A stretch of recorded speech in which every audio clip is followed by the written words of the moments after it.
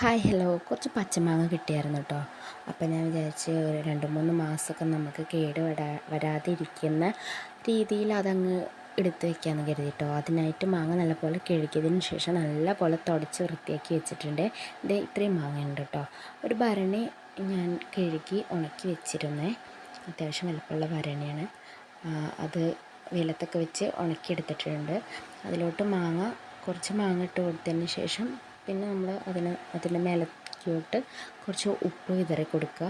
അങ്ങനെ ലെയറായിട്ട് മൊത്തത്തിൽ ചെയ്തെടുക്കുന്നുണ്ട് കേട്ടോ. ഉപ്പ് കുറച്ച് അധികം ഇടുന്നുണ്ട്, കാരണം കേടായി പോവാതിരിക്കണമല്ലോ. ഒരു 2-3 മാസത്തോളം നമുക്ക് എടുത്ത് വെക്കാനുള്ളതല്ല. അപ്പോൾ അത്യാവശ്യം ഉപ്പൊക്കെ ആഡ് ചെയ്തിട്ടുണ്ട്.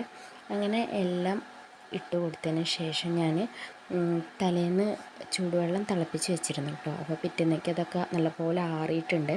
ആ വെള്ളം കൂടി അതിലേക്ക് ചേർത്ത് കൊടുത്തിട്ടുണ്ട്. കണ്ടോ, നിറഞ്ഞു നിൽപ്പുണ്ട്.